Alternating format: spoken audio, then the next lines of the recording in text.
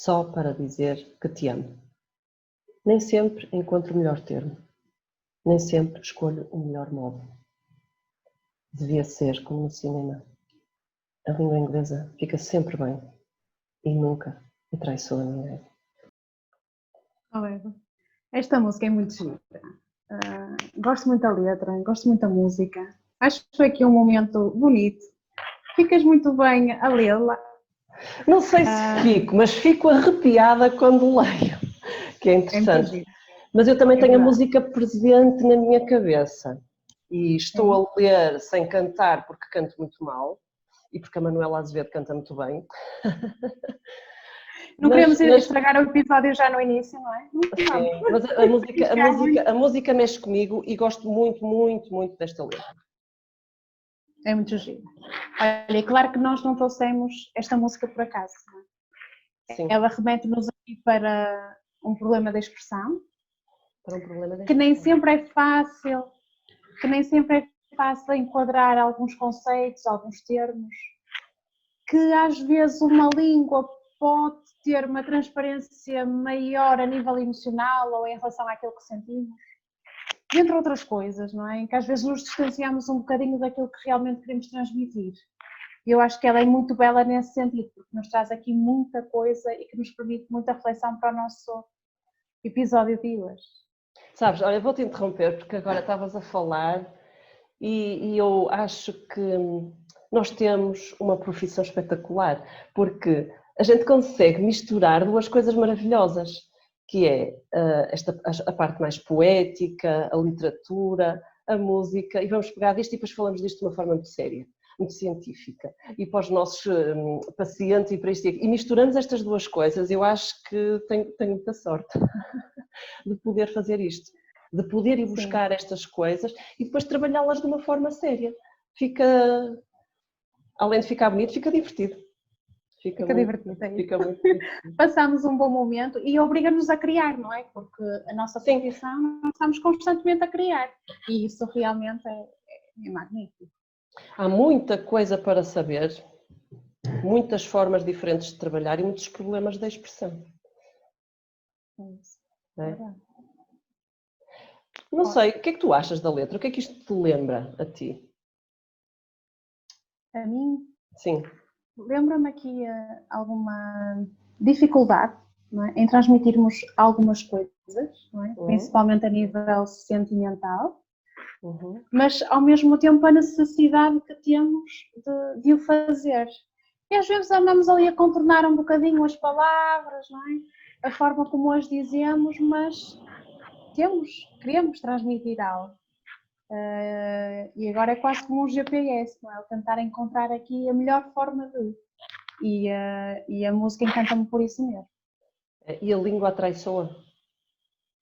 Se a língua atraiçoa? A língua inglesa nunca atraiçoa ninguém. Não sei se não será um bocadinho exagerado. Pois, se calhar, não é? Só que não sei se conseguem filtrar aqui isolar aqui algumas coisas relativas à língua, não é? E aqui também nos pode remeter um bocadinho para a cultura da língua.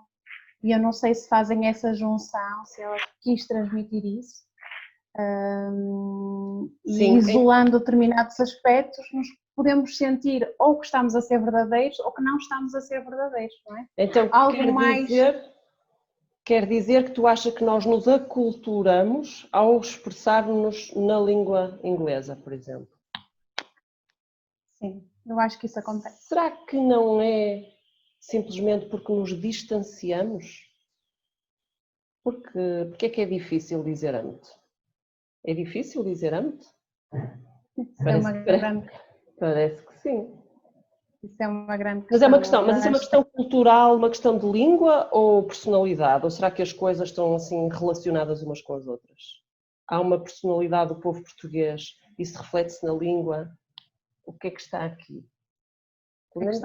Parece que uma junção de coisas, não é? Uma baralhada de coisas, sim, mesmo. Não sei se também te estou a confundir, mas é esta baralhada que está aqui. É esta mistura de influências que nos fazem que nos fazem ter um comportamento, não é? Por exemplo, referiste a questão como é difícil dizer antes, não é? E eu acho que a maioria das pessoas portuguesas, pelo menos, têm realmente essa dificuldade e como é difícil falar de sentimentos, não é? Porque parece que as coisas ficam mais leves às vezes noutra língua e se calhar, como tu disseste, é uma forma de nos distanciarmos um bocadinho, porque nos é difícil transmitir. Sim.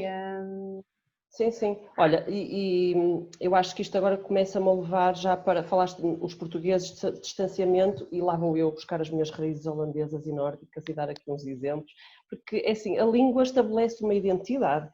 Eu acho que sim, o Fernando Pessoa dizia, minha pátria é a língua portuguesa. Pronto, e a língua é a história de um povo, tem as suas expectativas, tem... Língua e cultura, no fundo, eu acho que começam-se a misturar. Cultura tem a ver com as tradições, com as expectativas, com a própria língua. Então, língua, identidade, cultura, eu acho que as coisas se misturam um bocadinho. E isto do distanciamento, os holandeses acham, nós achamos que os nórdicos são frios, mas os holandeses acham, não é que nós somos frios, mas que somos superficiais. Um holandês, estás 15 minutos com um holandês e sabes tudo sobre a intimidade dele, preferências sexuais, tudo, ele conta tudo à vontade. E eles acham que os portugueses não, que falam sobre o tempo, sobre as doenças, sobre os filhos dos outros, assim, um conjunto de trivialidades e que é difícil fazer amizades com um português. E eu acho isto interessante. Será que os portugueses são mesmo assim um pouco distantes, têm dificuldade em partilhar a intimidade e se calhar o problema do âmbito, este problema da expressão, pode vir desta parte da identidade, da nossa pátria, não é? Que é a língua portuguesa. Eu creio que sim. E agora eu estava aqui a recordar uma conversa que nós tivemos sobre o livro 1984, que é um livro que retrata uma distopia de um regime político totalitário, em que o líder do partido é o grande irmão, Big Brother. E o objetivo desse partido é o controlar, é o poder, é o manipular uma sociedade, um povo. E nessa altura, quando estamos a falar do livro, tu referiste ali uma particularidade, um pormenor, que eu já não me recordava e que eu acho que se encaixa aqui muito bem na nossa conversa. Não sei se estás recordada, não sei se sabes porque é que me estou a referir. Sei, porque eu gosto muito de dar esse exemplo e tenho aqui o livro comigo. E no livro, no final do livro, tem mesmo um apêndice que diz os princípios da nova língua. Então, o pormenor que eu gosto no 1984, e a literatura então dá-nos exemplos sublimes sobre isto que nós estávamos a falar. Será que a língua, a linguagem modela os nossos pensamentos? Será que conseguimos ser controlados através da língua? Não é? Isto controlado já é uma forma de manipulação de uma coisa que nós estávamos a falar aqui de uma forma mais natural. Então, o que era a nova língua? A nova língua era a língua oficial da Oceânia, fora concebida para satisfazer as necessidades ideológicas do partido que governava, que era o socialismo inglês. E o propósito da nova língua o propósito da nova língua pretendeu não apenas proporcionar um meio de expressão para a visão do mundo e os hábitos mentais específicos dos adeptos do Socing, que era o partido, mas também tornar impossíveis todas as formas de pensamento. Pretendia-se que quando a nova língua fosse definitivamente adotada e a velha língua caísse no esquecimento, todo o pensamento herético, isto é, qualquer pensamento divergente dos princípios do Socing, se tornasse literalmente impensável, pelo menos na medida em que o pensamento depende da palavra. Pronto, e conseguiam isto através da invenção de novas palavras, inventavam palavras novas e proibiam outras. E algumas palavras só podiam ser usadas em determinados contextos. Eles dão aqui vários exemplos, isto é assim uma espécie de um tratadozinho sobre a língua e até que fala de vocabulário, da gramática da nova língua. Então, por exemplo, a palavra livre só poderia existir em contextos do género este cão está livre de pulgas. Não podia ser o livre relacionado com a liberdade, não é? Porque isso era herético. Não é? Sim. Então, ela queria restringir o campo do pensamento. E isto é uma ideia muito atrativa, não é? Se isto fosse conseguido, ou será que se conseguia, não é? E conseguimos controlar as pessoas. Um povo através de uma língua, não é? Até me faz lembrar aqui de algumas teorias assim mais controversas, em relação até à influência ou o grau de influência que a língua pode ter na cognição, ou vice-versa, não é? Sim. Continua, desculpa, eu entusiasmo e interrompo. Não, força. Ia Eu falar só estava mesmo a referir. Sim, que os linguistas, sim, também estudam isto, e há um linguista famoso da década de 50, no século XX, o Benjamin Worf, que propunha precisamente isto, que se conseguia, que a linguagem afetava a percepção que nós temos do mundo e o nosso pensamento. E davam exemplos, os exemplos mais tradicionais são das cores, que há povos ou línguas que têm mais nomes para o azul ou para o verde, e que isso então tinha a ver com a percepção que aquele povo tem em relação ao mundo. Nós, de facto, sabemos que há relações semânticas e lexicais entre as línguas, não é? E há diferenças. Por exemplo, os portugueses gostam muito de dizer que a palavra saudade é uma palavra que nos traduz e que tem muito a ver com o nosso sentimento, com a nossa... E todas as línguas reivindicam palavras destas. Se não for a saudade, outra coisa diferente. O Ricardo Araújo Pereira tem uma... Eu já não sei se aquilo foi escrito ou se ele o disse, provavelmente já disse isto até várias vezes, que era a diferença, o ser e o estar. Por exemplo, no inglês não existe estes dois verbos, só existe um verbo, que era o to be. Então, que ele não consegue compreender como é que um povo não faz a diferença entre o ser bêbado e o estar bêbado. E diz outras coisas muito engraçadas, com piada como só ele. Então, há elementos únicos de cada país, há realmente aqui uma relação entre léxico, semântica e, por exemplo, então eu agora já estou aqui a viajar e os pensamentos a andar a mil. A diferença entre nós já falámos sobre isto noutras vezes, o português falado em Portugal e o português falado no Brasil. Há quem diga que o português falado no Brasil é muito diferente do português de cá de Portugal, precisamente porque o Brasil teve necessidade de se afirmar enquanto nação e que aquilo era uma forma de eles também terem a sua identidade. Então eles aculturaram-se com tudo o que tinha a ver com a América e principalmente a América do Sul. Para mim faz sentido isso, acho até muito interessante. E depois, com base nisto, Mia Couto diz também uma coisa muito bonita, que é que o português é uma língua sem dono. E acha que a culpa é dos brasileiros. Culpa, entre aspas, no bom sentido, porque os brasileiros apropriaram-se do português. Então, o português é uma língua muito flexível, muito aberta à diversidade linguística. E ele até diz que acha que é a língua, pelo menos aqui da Europa, que mais abertura tem neste aspecto. E pronto, então será que de facto a linguagem... E lá está, outra coisa, os ingleses só têm uma palavra para linguagem e língua, language, dá para as duas, e nós distinguimos língua de linguagem. E às vezes até é difícil, eu estou a ler coisas em inglês e perceber, ele está a falar de língua ou está a falar de linguagem? Para eles é só uma palavra. Diferenças e culturais, semântica tem mais a ver com conceitos e léxico, as palavras, não é? Então há aqui várias nuances, coisinhas muito pequeninas que depois fazem uma diferença muito grande quando estamos aqui a interpretar, então afinal estamos a falar de quê?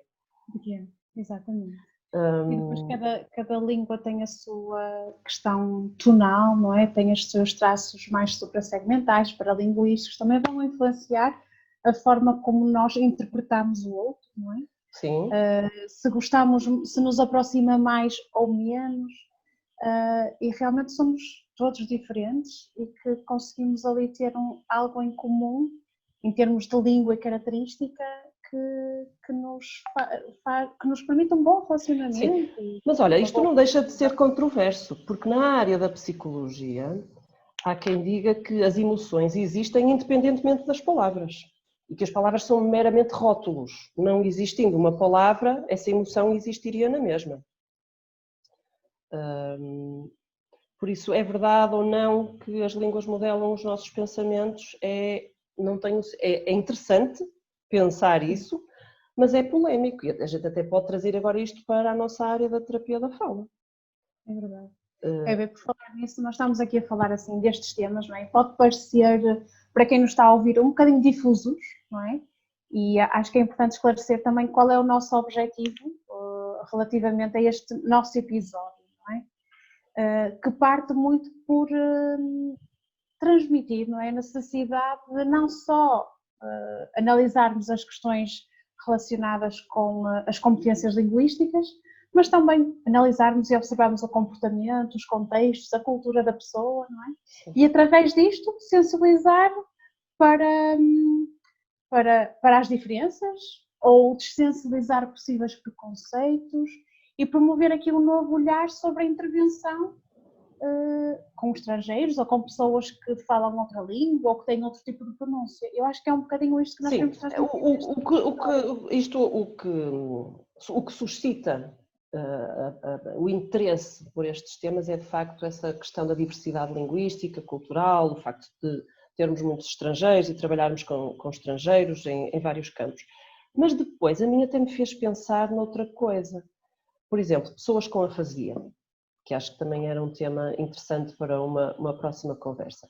A afasia, muitas pessoas não sabem o que é afasia, se calhar convém dar assim uma explicaçãozinha. A afasia é só assim ligeiro. Depois de um AVC, as pessoas ficam com uma área do cérebro danificada onde se faz o processamento da linguagem, então ficam com um problema de linguagem, problema adquirido neurológico de linguagem.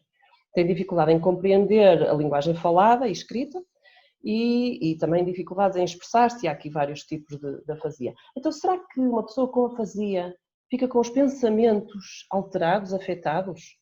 Eu ensino sempre aos meus alunos que uma pessoa com afasia é um adulto inteligente, competente, não ficou estúpido, ficou só com uma dificuldade muito específica na área da linguagem. Mas se nós formos pensar nisto tudo que a gente falou para trás, se a linguagem modela os meus pensamentos e eu fiquei com dificuldades em expressar-me e utilizar algumas palavras, então eu fiquei diferente, os meus pensamentos ficaram diferentes, posso não ter ficado estúpida, mas ou fiquei a mesma pessoa e tudo aquilo é uma grande treta. Eu acho que temos aqui um outro tema muito interessante, não é? Eu acho que pegaste aqui em coisas relacionadas com a linguagem, com a perturbação da linguagem, muito engraçadas, e que se pensarmos numa perturbação adquirida, ainda mais sentido faz, não é? Porque somos o que somos, não é? Ou somos o que fomos, ou somos uma nova pessoa, portanto, aqui uma série de questões que se podem fazer e se difere no pensamento. Daqui a bocado estamos aí para a psicanálise, vamos convidar um psicanalista para a nossa próxima conversa. Isso é que dava. Isto agora até me fez-me lembrar mais uma coisinha, só rápido. A Jill Bolte Taylor é uma neurologista, neurocientista, agora não tenho a certeza, muito conhecida. Ela teve um AVC, ficou com afasia, depois escreveu sobre isso. E uma vez vi uma palestra, uma TED Talk dela, e ela disse, quando se apercebeu que estava a ter um AVC, pensou, cool, I'm having a stroke, do género. Ela achou aquilo fantástico e realmente consegui perceber o que é que se passava. Nós não conseguimos entender. No fundo, nós não entendemos o que é ter afasia. O que é isso, não é? Só tendo uma. Pronto. Se fosse assim só temporário, se calhar não me importava. É verdade. Mas podemos colocar um bocadinho no papel do outro, não é? E tentar perceber.